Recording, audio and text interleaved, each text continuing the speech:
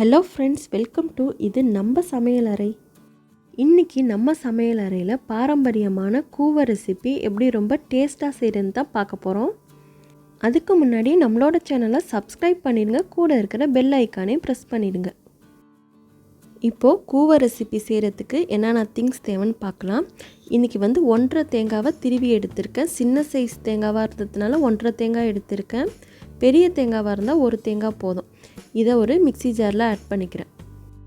3/4 tumbler அளவுக்கு தண்ணி சேர்த்துட்டு தேங்காவை அரைச்சிட்டு பால் பிழிஞ்சு எடுத்துக்கணும். இப்போது தேங்காய் பால் பிழிஞ்சு எடுத்துட்டேன். இது ஃபஸ்ட்டு கோகோனட் பால், நல்லா திக்காக இருக்கிறது. நான் தண்ணி 3/4 டம்ளர் மட்டும் தான் அரைக்கும் போது சேர்த்துக்கிட்டேன், அதுக்கப்புறம் சேர்க்கல.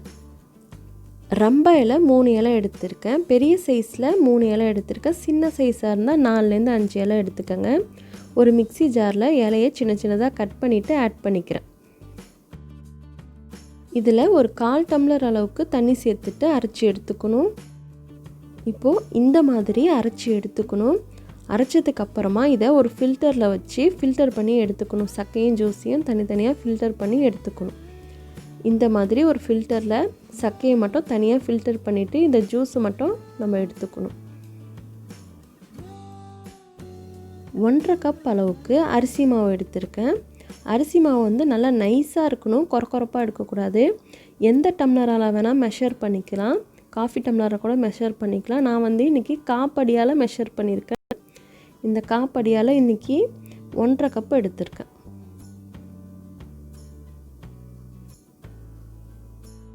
மைதா மாவு 1/2 டம்ளர் எடுத்திருக்கேன்.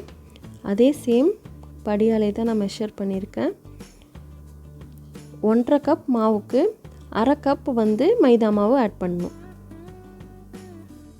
சுகர் ஒரு 150 கிராம் அளவுக்கு எடுத்திருக்கேன், 3/4 கப் அளவுக்கு. இப்போது எல்லா திங்ஸும் எடுத்து வச்சாச்சு. எக்ஸ்ட்ராவாக இதுக்கு கலர் மட்டும் யூஸ் ஆகும். இப்போது ஒரு மிக்சிங் பவுலில் எடுத்து வச்சுருந்த ரைஸ் ஃப்ளோரும் மைதா மாவையும் ஆட் பண்ணிவிட்டு ஒன்ஸ் ஈவனாக மிக்ஸ் பண்ணி விட்டுக்கிறேன். இதோட கொஞ்சமாக சால்ட்டு சேர்த்துக்கிறேன். ஒரு 1/4 டீஸ்பூன் அளவுக்கு சால்ட்டு சேர்த்துருக்கேன். இதோட நம்ம எடுத்து வச்சுருந்த ரம்ப இலையோட ஜூஸையும் இதில் ஆட் பண்ணிக்கணும். ஆட் பண்ணிவிட்டு ஈவனாக மிக்ஸ் பண்ணி விட்டுறேன். இதோட சுகர் ஆட் பண்ணிக்கிறேன். இந்த அளவுக்கு சுகர் கரெக்டாக இருந்துச்சு இனிப்பு. உங்களுக்கு ஒன்றும் இனிப்பு அதிகமாக வேணும்னா இன்னும் கொஞ்சம் கூட இனிப்பு சேர்த்துக்கலாம். இதோட தேங்காய் பாலை கொஞ்சம் கொஞ்சமாக சேர்த்து நம்ம மைதா தோசை கரைப்போம்ல, அந்த மாவு பக்குவத்துக்கு கரைச்சி எடுத்துக்கணும். ரொம்ப திக்காகவும் இருக்கக்கூடாது, அதே நேரத்தில் ரொம்ப தண்ணியாகவும் ஆகிடக்கூடாது. மாவை இந்த மாதிரி நல்லா ஸ்மூத்தாக கரைச்சி எடுத்துக்கணும், கட்டிலாம் எதுவுமே இல்லாமல். பாருங்கள், மாவோட பக்குவம் இந்த மாதிரி இருக்கணும். ரொம்ப திக்காகவும் ஆகிடக்கூடாது, அதே நேரத்தில் ரொம்ப வாட்டரியாகவும் இருக்கக்கூடாது. இந்த மாதிரி கரெக்டாக கரைச்சி எடுத்துக்கணும். அரிசி மாவும் உங்களுக்கு இருக்க இருக்க ரொம்ப திக்காக ஆரம்பிக்கும். மாவை கரைச்சி எடுத்ததுக்கப்புறமா இந்த மாதிரி ஒரு ஃபில்டர் வச்சு ஃபில்டர் பண்ணி எடுத்துக்கணும். அப்போது உங்களுக்கு ஏதாச்சும் கட்டிகள் இருந்தால் க்ளீனாக ஃபில்டர் ஆகிடும். ஃபில்டர் பண்ணதுக்கப்புறமா மாவை 4ஆக டிவைட் பண்ணி 4 பவுலில் எடுத்துக்கிட்டேன். உங்களோட விருப்பம் தான், நீங்கள் 2ஆக கூட டிவைட் பண்ணிக்கலாம், 3ஆக கூட டிவைட் பண்ணிக்கலாம். மாவை 4ஆக டிவைட் பண்ணதுக்கப்புறமா இதில் கலர் ஆட் பண்ணிக்கிறேன். நான் ஃபஸ்ட்டு இதில் பிங்க் கலரும், செகண்ட் க்ரீன் கலர் யூஸ் பண்ணியிருக்கேன், தேர்ட் ப்ளூ கலர் ஆட் பண்ணியிருக்கேன். இன்றைக்கி நான் 3 கலர் சூஸ் பண்ணியிருக்கேன். கலர் உங்கள் விருப்பம் தான். நீங்கள் மாவை 2ஆ 3ஆ எப்படி வேணாலும் டிவைட் பண்ணிக்கலாம். இப்போது கலரை மாவில் ஈவனாக மிக்ஸ் பண்ணி எடுத்துக்கிறேன். கலர் சூஸ் பண்ணுறது உங்களோட விருப்பம் தான். உங்கள்கிட்ட ஒரு கலர் தான் இருக்குன்னா மாவை 2ஆக டிவைட் பண்ணிக்கோங்க. டிவைட் பண்ண ஒரு பகுதி மாவில் மட்டும் கலர் ஆட் பண்ணிவிட்டு ஒன்று பகுதி மாவை ப்ளெயினாக வச்சுட்டு அதை மாற்றி மாற்றி ஊற்றினா கூட பார்க்குறதுக்கு ரொம்ப அழகாக இருக்கும். இப்போது எல்லா கலரும் இந்த மாதிரி ஈவனாக மிக்ஸ் பண்ணிவிட்டேன். ஒன்று மட்டும் நான் ப்ளெயினாக வச்சுருக்கேன், ஒயிட்டுக்காக நான் அதில் எதுவுமே கலர் ஆட் பண்ணல.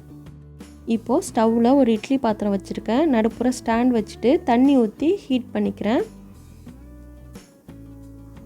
இப்போது எந்த பாத்திரத்தில் கூவ செய்ய போகிறோமோ அந்த பாத்திரத்தில் ஒரு 1/2 டீஸ்பூன் அளவுக்கு கீ சேர்த்துட்டு எல்லா சைடும் க்ரீஸ் பண்ணி எடுத்துக்கணும்.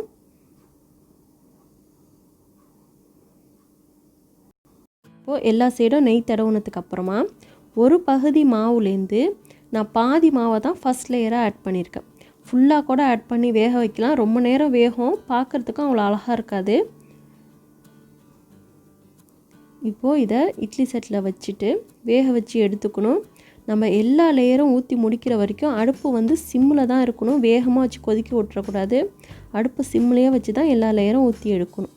இப்போது ஃபஸ்ட் லேயர் வச்சுட்டேன். க்ளோஸ் பண்ணி ஒரு 5 to 6 மினிட் வேக வச்சுக்கிறேன். இப்போது 5 நிமிஷத்துக்கு அப்புறமா இட்லி சட்டியை ஓப்பன் பண்ணுறேன்.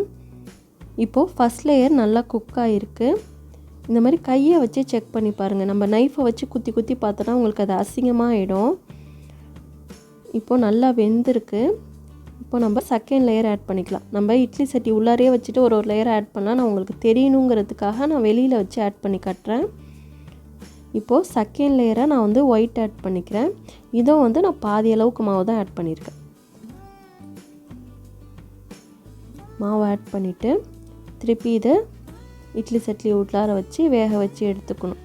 அடுப்பு சிம்மில் தான் இருக்கணும். இப்போது ஒரு 5 மினிட்ஸ்க்கு அப்புறமா ஓப்பன் பண்ணுறேன். இப்போது செகண்ட் லேயரும் நல்லா வெந்துருச்சு. இப்போது தேர்ட் லேயராக வந்து நான் வந்து பிங்க் சூஸ் பண்ணியிருக்கேன். இந்த மாவுலேயும் நான் வந்து பாதி அளவு தான் ஆட் பண்ணுறேன். நம்ம ஒரு லேயரும் ஆட் பண்ணும்போது நம்ம சேர்த்துருக்க லேயர் வந்து வெந்துருச்சான்னு செக் பண்ணிட்டு தான் நம்ம சேர்க்கணும். வேகாமல் நம்ம ஆட் பண்ணிடக்கூடாது. இப்போது திருப்பியும் க்ளோஸ் பண்ணிவிட்டு வேக வச்சு எடுத்துக்கிறேன். மறுபடியும் 5 மினிட்ஸ்க்கு அப்புறமா ஓப்பன் பண்ணுறேன். தேர்ட் லேயரும் நல்லா வெந்திருக்கு. இந்த மாதிரி ஒருத்தரையும் நம்ம கை வச்சு வெந்துருச்சான்னு செக் பண்ணணும். கையில் ஒட்டாமல் இருக்கணும்.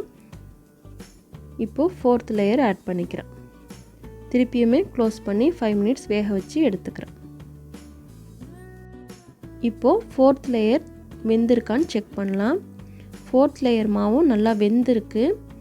இப்போ வந்து ஃபிஃப்த் லேயராக நான் ஃபஸ்ட்டு ஆட் பண்ண க்ரீன் மாவில் மீதி இருந்த மாவை எல்லாத்தையும் ஆட் பண்ணிடுறேன். நீங்கள் ஒரே தெரியாவே எல்லா மாவையும் 4 லேயராக கூட ஊற்றலாம். அது பார்க்குறதுக்கு அந்தளவுக்கு அழகாக இருக்காது. அதே நேரத்தில் அது ரொம்ப நேரம் வேகும். இந்த மாதிரி சேர்க்கும் போது உங்களுக்கு பார்க்குறதுக்கு அழகாக இருக்கும். சீக்கிரமாகவும் வெந்துடும்.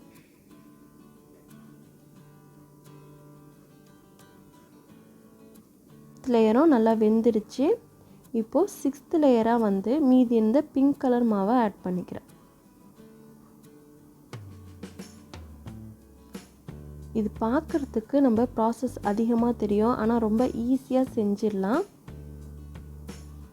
மறுபடியும் க்ளோஸ் பண்ணிவிட்டு வேக வச்சு எடுத்துக்கிறேன். இப்போது 6th லேயர் பிங்க் கலரும் வெந்துருச்சு. இப்போது 7th லேயராக ஒயிட் கலரை ஆட் பண்ணிக்கிறேன். மீதி இருந்த எல்லா மாவையும் சேர்த்துட்டேன். இப்போது 5 மினிட்ஸ்க்கு அப்புறமா ஓப்பன் பண்ணியிருக்கேன். ஒயிட் கலரும் நல்லா வெந்துருச்சு. இப்போது லாஸ்ட் அண்ட் ஃபைனலாக 8th லேயர் நான் ப்ளூ கலர் ஆட் பண்ணிக்கிறேன். உங்களுக்கு எந்த கலர் ரொம்ப பிடிக்குமோ அந்த கலரை லாஸ்ட்டாக ஆட் பண்ணிக்கோங்க. இப்போது லாஸ்ட் லேயர் சேர்த்ததுக்கு அப்புறமா க்ளோஸ் பண்ணிவிட்டு இது வந்து நம்ம ஒரு லேயராக வேக வச்சோம். இப்போ வந்து டோட்டலாக ஃபுல்லாக வேக வைக்கணும். 45 நிமிஷம் அடுப்பை சிம்மில் வச்சு வேக வைங்க.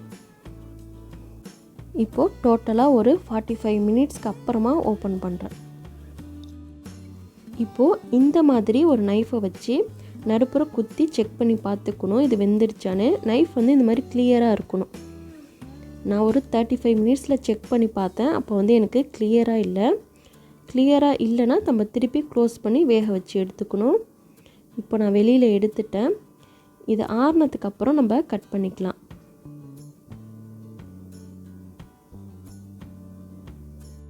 இப்போது இந்த மாதிரி ஓரங்கள்லாம் நைஃபை வச்சு எடுத்து விட்டுட்டு கட் பண்ணி எடுத்துக்கணும். நான் வந்து மொதல் நாள் நைட்டு செஞ்சேன். ஆறுனதுக்கு அப்புறமா ஃப்ரிட்ஜில் வச்சுட்டேன். இப்போது இதை மறுநாள் தான் நான் கட் பண்ணுறேன். இப்போது கட் பண்ணி எடுத்துட்டேன். பாருங்கள், ஒவ்வொரு கலரும் தனித்தனியாக எவ்வளோ அழகாக தெரியுதுன்னு. இது பார்க்குறதுக்கு மட்டும் இல்லை, சாப்பிட்றதுக்கும் ரொம்ப ரொம்ப டேஸ்ட்டாக இருக்கும். அவ்வளோதாங்க, கூவ ரெசிபி ரொம்ப கலர்ஃபுல்லாக ரெடி ஆகிடுச்சு. கண்டிப்பாக உங்கள் வீட்டில் இன்றைக்கே ட்ரை பண்ணி பாருங்கள். இந்த ரெசிபி உங்களுக்கு பிடிச்சிருந்துச்சின்னா மறக்காமல் சப்ஸ்கிரைப் பண்ணிடுங்க. கூட இருக்கிற பெல் ஐக்கானையும் ப்ரெஸ் பண்ணிடுங்க. லைக் பண்ணுங்கள், ஷேர் பண்ணுங்கள், கமெண்ட் பண்ணுங்கள். தேங்க்யூ.